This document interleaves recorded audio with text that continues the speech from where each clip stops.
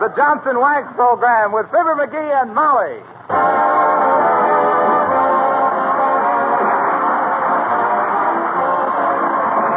The makers of Johnson's Wax and Johnson's Self-Polishing Glow Coat present Marion and Jim Jordan as Fibber McGee and Molly with Bill Thompson, the King's Men, and Billy Mills Orchestra.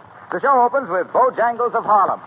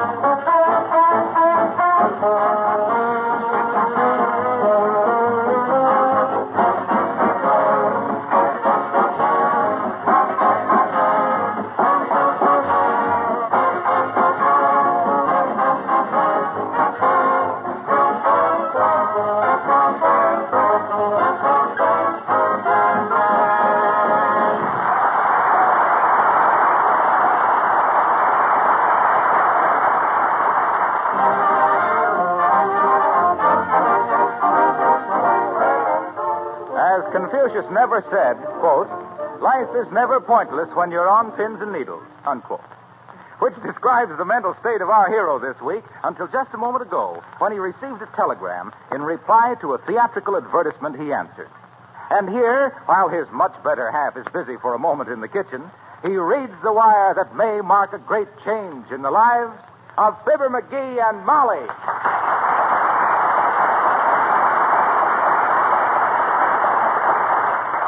Read this fast before Molly comes in.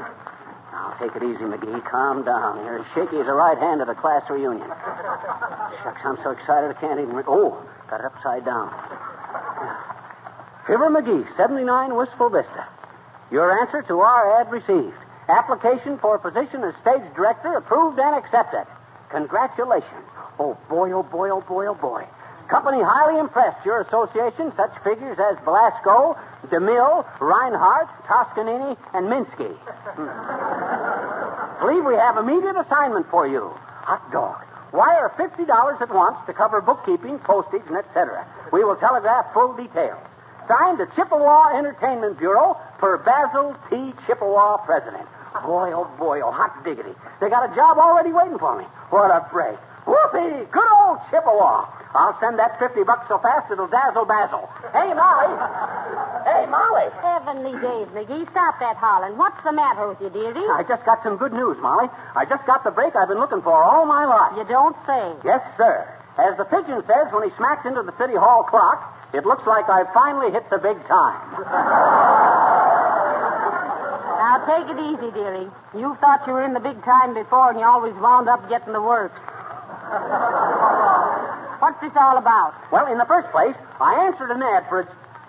No, I ain't going to tell you till I make good. But you might as well know that I may have to leave town any minute. I got to run downtown now and send a wire. Where's my checkbook? Up on your dresser? Okay, I'll run up and get it. I'll be back in a minute, Molly. Ah, dear, what a man. He can discover more ways to stick his neck out than a chicken in a crate. But I suppose he's... Come in. Oh, Mrs. Uppington, do sit down and have a cigarette. Oh, thank you, my dear. I don't smoke. Well, neither do I, but it sounds kind of tony, don't it? Oh, yes, indeed. Quite in the mud. I mean, in the mood. But now, about our Women's Club May Festival, Mrs. McGee. I just stopped in to tell you that as president, I have appointed a queen of the maids. Oh, and who is it, Mrs. Uppington? Oh, my dear, you'll never guess. It's the one member of the club who has the most poise and personality, if you don't mind my being personal. Oh, now, Mrs. Uppington, you shouldn't have done it. I just know I'll have stage fright. Imagine me Queen of the May now. Well, pardon me, Mrs. McGee. I didn't mean you. I meant me. Oh. Oh, yeah. Well, yes. I didn't wish any of the other girls to be put to any expensive costumes, you know, and as I happen to be the only other member with a gold crown... Yes, I've often noticed it. On the left side, isn't it? Yes, the second more on the... Now, please. I didn't mean that. Oh, and by the way, I almost forgot, Mrs. McGee. We have arranged for a professional director for the festival. Yeah. Well, I hope he's better than the old flower pot we had last year. Where did you get him? Why, from the Chippewa Entertainment Bureau. Oh, yeah. And, my dear, he's been associated with such people as Velasco, DeMille, Reinhardt, Toscanini, and Minsky. Oh, Minsky. Well, that's different. When's he coming? Well, just as soon as I wire them $50 to cover bookkeeping, postage, etc. Oh, my, it's going to be a wonderful feeling to know there's to be an expert at hand with you every step of the way. Someone whose very voice gives you confidence. Oh, I had a little cat. Her name was Nellie. She had hair on her back, but none on her kittens.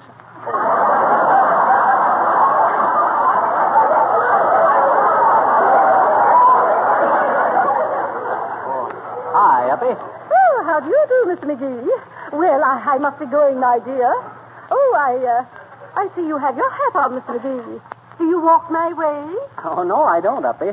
I've often tried it just to amuse Molly, but somehow I can't quite get that haughty, flat-footed effect. That flat-footed? Yeah, yeah. Well, I must say that... Well, goodbye.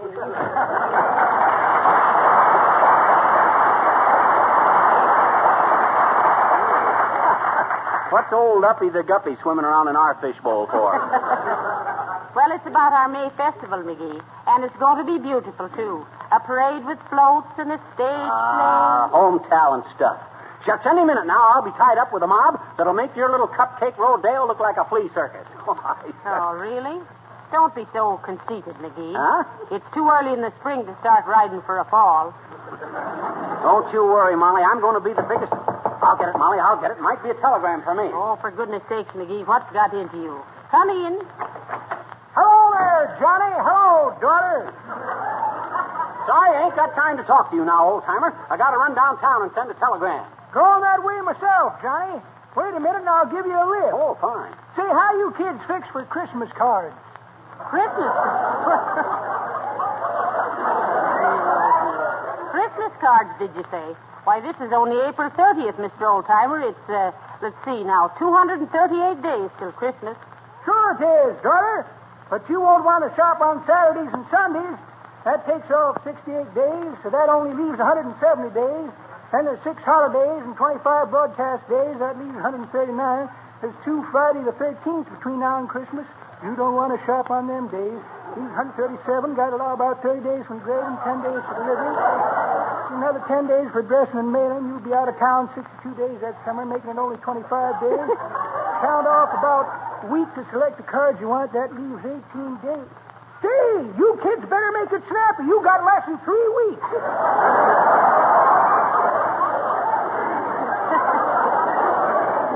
Why, you shouldn't be selling Christmas cards, Mr. Oldtimer. The way you stuff dates, you ought to be working in a confectionery. That's pretty good, daughter. But that ain't the way I hit it. The way I hit it... Look, old-timer, I ain't got time now to hear the way you heard it. I got to get down to the telegraph office. You got your car out in front? Haven't got a car, Johnny. But you said you'd give him a lift to the telegraph office. I am, daughter. Gonna carry him piggyback. What? Hop on, Johnny. Well, okay, old-timer. Here I come. I'll be right back, Molly. Hey, get your feet out of my hip pockets, Johnny. Hey, Come on, daughter. Here we go.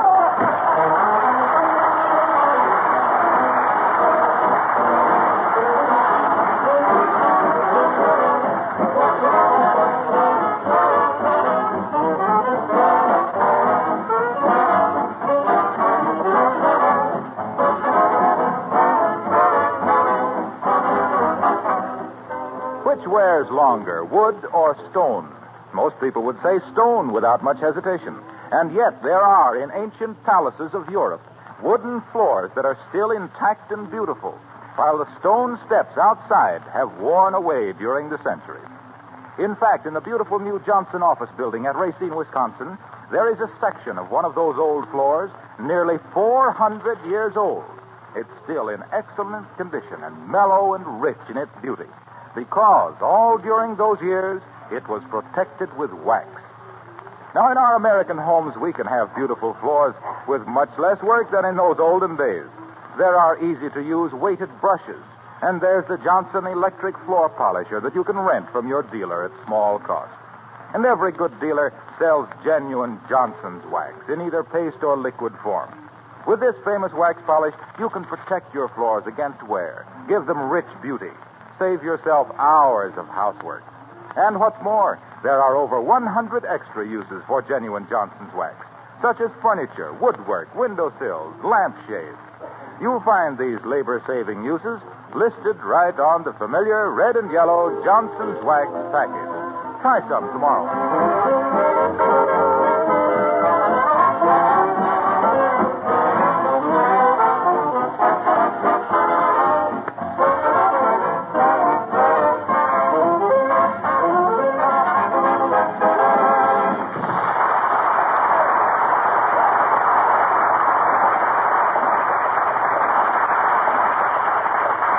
Any messages come for me while I was gone, Molly? No, there weren't. And were you serious about having to go out of town, dearie? Serious? I'll say I am. As the guy says when the elephant sat in his lap, this is the biggest thing that ever happened to me. What is? This job I got. Tell me more about this great job, McGee. Who's it with? Big theatrical outfit. Oh, a fine thing. If you're such an expert on shows and things, why don't you stay here in your own hometown and help us with our Women's Club Festival? That weenie roast. Go on. I should waste my talents on a small-time corn carnival like that there. May Festival. Bunch of bustles bouncing around a maypole with gay laughter. Not for me, baby. Don't be so superior. Huh? But I suppose it's just as well you won't help us. We're getting a real stage producer. Somebody with experience. Yeah, I'll bet. I hope I get a peek at the broken-down old ham. Probably an old buck and wing man. You know, stand in the wings and try to borrow a butt. Don't you get it, Molly? I said it's an old... Ain't funny, McGee. Ain't? Okay, you can have it for your pageant. Oh, I'll get it, Molly. I'll get it. That's probably the telegram I'm waiting for. Come in, whoever you are. It's only me, Fizzer. Nicholas Eleftherios Iorios, constantly tedious, magnanimous ex Depopolis. What's the X for, Mr. DePoplis? X marks the spot where I had another middle name, Cupie, but I always remember to forget what it is. Well, what do you want to see us about, Nick? This big parade that is being put on in Wistful Vista by the ladies' club. The Women's Club, Mr. DePoplis. What? No ladies? Well, get to the point, Nick. I may get a message calling me out of town any minute. Sure, Fizzer. I am disgusting with your wife. No, that's not right. Your wife is the one which is disgusting. No, that's worse. Isn't it simply disgusting? Well, what were you discussing, Nick? Well, Mr. DePoplis, sandwiches and soft drinks all along the line of march. I am taking care of all the arrangements, Cupie. But don't you would think it would be more efficientipus if we just let the parade go right through my candy kitchen? You mean let Mohammed come to the fountain? No. Stop it now, McGee. No, Nick, I'm afraid that wouldn't work. Now tell me, how much lemonade are you going to make? 50 gallons. Oh, fine. Now be sure it's good lemonade. Oh, my stars, yes. I'm getting 2 of the finest lemons money can buy. Well, aren't you going to sell any sandwiches or hamburgers or hot dogs? You said it, Cupie. I'm making a special hamburgers that I'm calling a banquet in a bun. With onions, pickle, mustard, ketchup, relish, tomato, lettuce, chili, salt, and pepper. Oh, my. What, no mayonnaise? Gee, that sounds marvelous, but how can you make any money putting all that stuff in a sandwich? That's the secrets of it, Fizzer. By that time, the sandwich is so full, there is no room for the hamburger. Well, so long, Fizzer. So long, Cupie.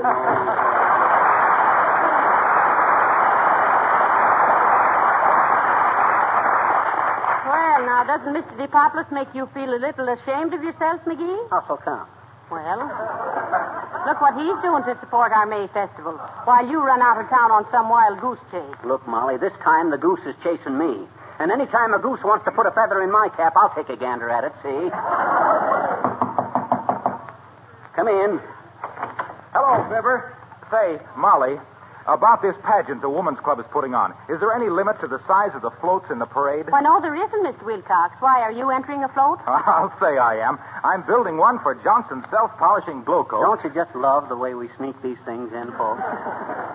With all the delicate restraint of a puppy in a shoe closet. Quiet, McGee. Go on, Mr. Wilcox. Well, look, I'm building our float on a 40-foot truck, you see. Yes? The driver will be sitting in a big facsimile of a can of glow coat. Oh. That's a reasonable facsimile. Oh, lay off, Fibber, gee. Now, along the sides of the truck, worked out in flowers, are the words Johnson's self-polishing glow coat. And then on one end of the truck, I'm having two beautiful girls in bathing suits with ribbons over their shoulders. Oh, yes. One is lettered no rubbing and the other no buffing. And then a big banner with the words just apply and let dry. Oh, they got wet bathing suits. And over the whole thing, a tremendous alarm clock with 20 minutes marked off in different colored flowers, indicating that Johnson's self-polishing glow coat on your linoleum dries to a mirror-like finish in 20 minutes or less. Gee, I think it should be very effective. Oh, it sounds marvelous, Mr. Wilcox. But why have those two girls in bathing suits? Symbolical. What do you mean, symbolical? What have two gals in bathing suits got to do with glow coat? Popular product and figures to prove it.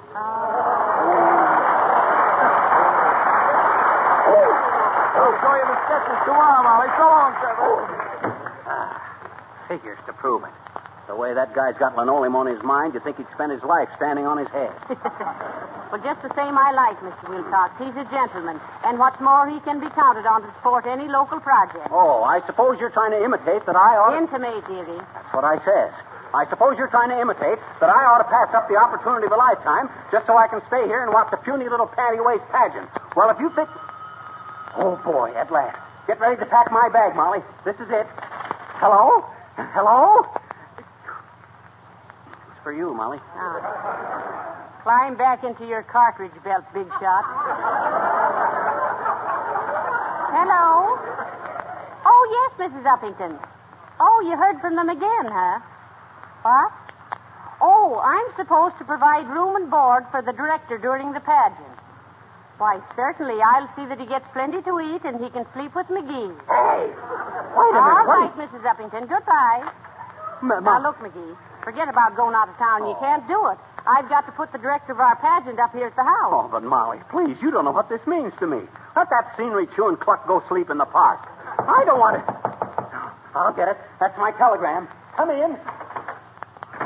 Hi, mister. You want to buy some flowers? Do you? Only got a half a dozen left, mister. What are they, sis? The 6 best smellers of 1940. Oh, they are, huh?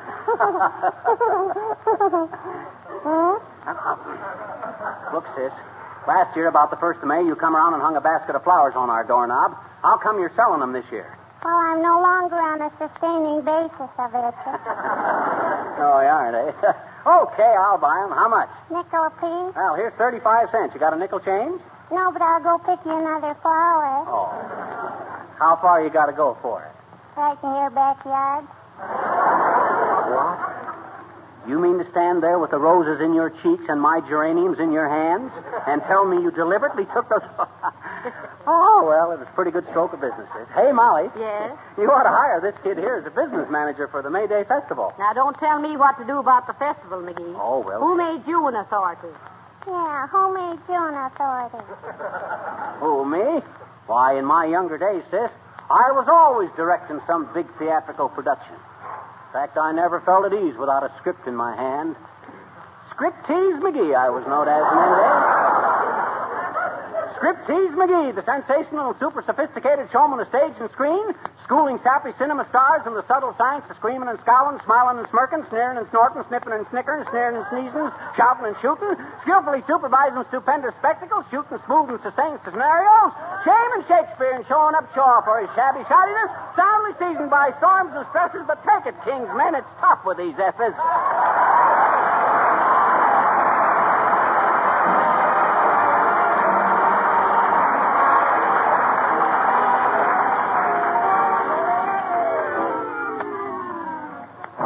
The King's Men sing with the wind and the rain in your hair. Rain pouring, wind roaring, the night was dark and stormy.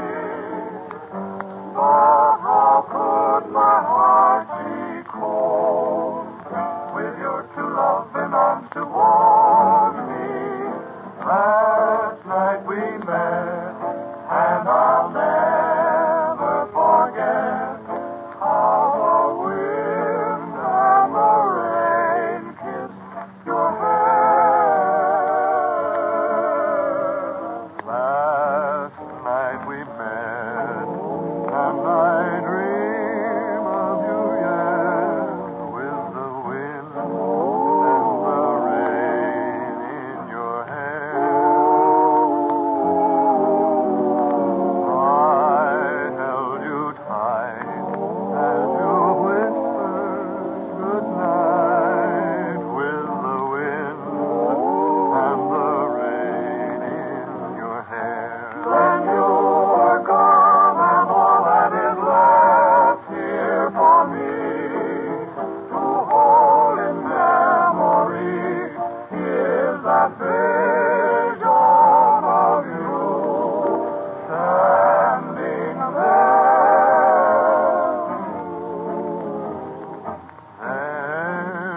in the mist.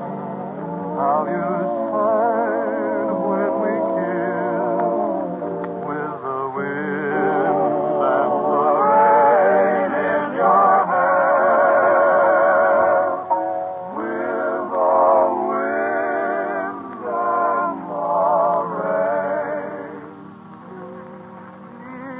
in your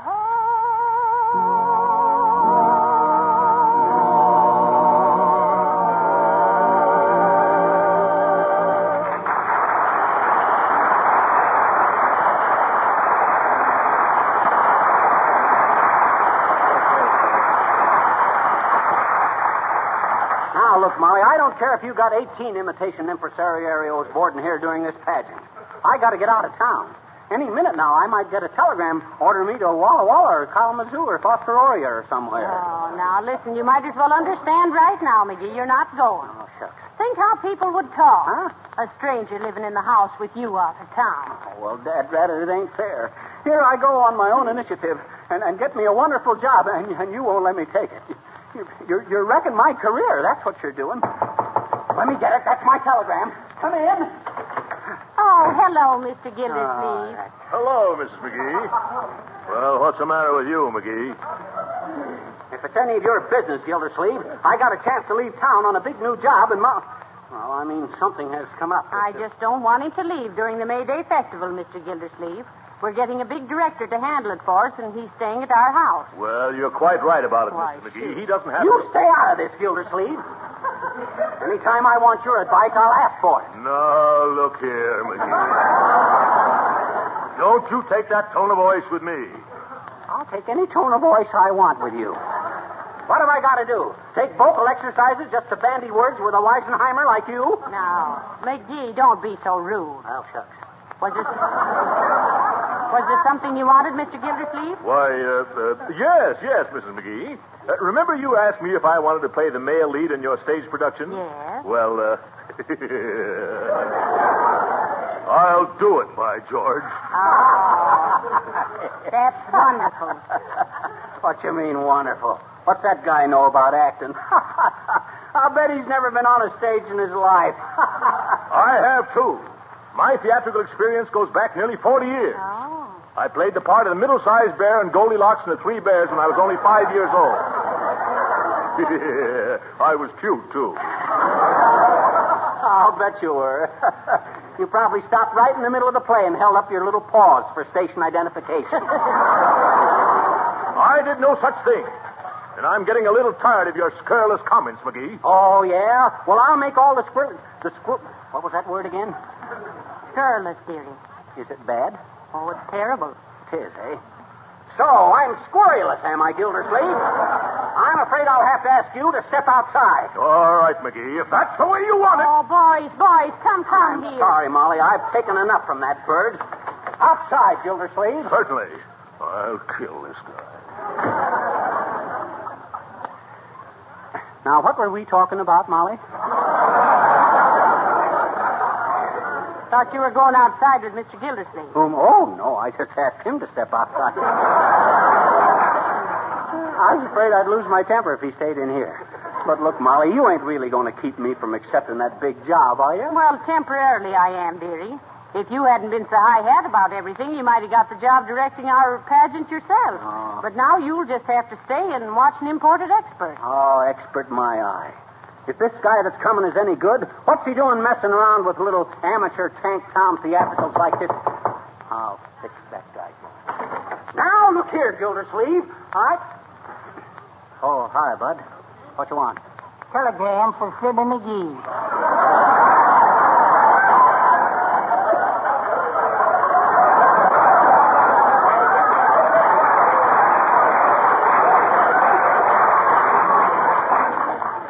Thanks, Bud. Molly, if this wire says what I think it does, you're going to have an awful struggle keeping me from leaving town. Oh, yes? Listen to this. It says, report at once to direct and star in stupendous spring pageant. You will be in full charge of production. Boy, oh boy, oh boy. Chairman will provide room and board during stay. Report to Mrs. Molly McGee, 79 Wistful Vista. Chippewa Entertainment Bureau.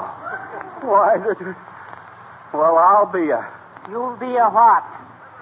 I'll be a director of your pageant, I guess.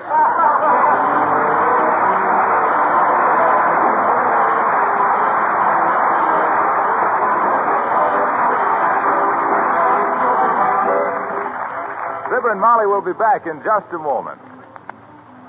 Can't you remember the days when your mother scrubbed her kitchen floor on hands and knees and spread old newspapers down to protect the linoleum? Even so, the floor soon got scuffed up again, and with the hardest scrubbing, it never really looked bright and fresh. In these days of Johnson's self-polishing glow coat, all that scrubbing seems terribly old-fashioned. Not only that, but continuous scrubbing is very harmful. First, the colors fade and the floor looks dull. Then the linoleum becomes water-soaked. Cracks appear and the surface splits. After that, you have to buy new linoleum. But with Johnson's glow coat, it's quite another story. There's practically no work, no rubbing or buffing at all. You simply apply glow coat, let it dry, and behold your floor shining with new beauty. The colors bright, the floor protected with a beautiful polish. Linoleum manufacturers themselves advise against scrubbing. Housekeeping institutes do, too. They recommend this safe, easy method, the Glow Coat self-polishing method.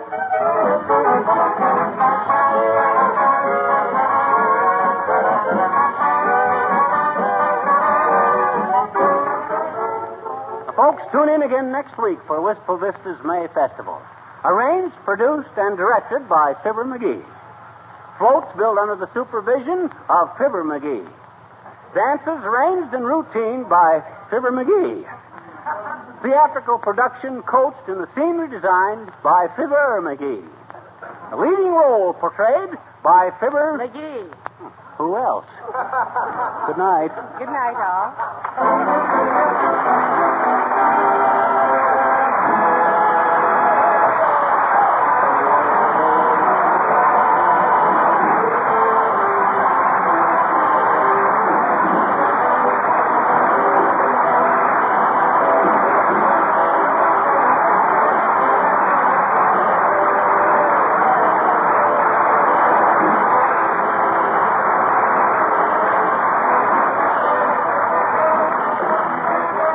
This is Harlow Wilcox, speaking for the makers of Johnson's Wax and Johnson's Self-Polishing Glow Coat, inviting you all to be with us again next Tuesday night. Good night.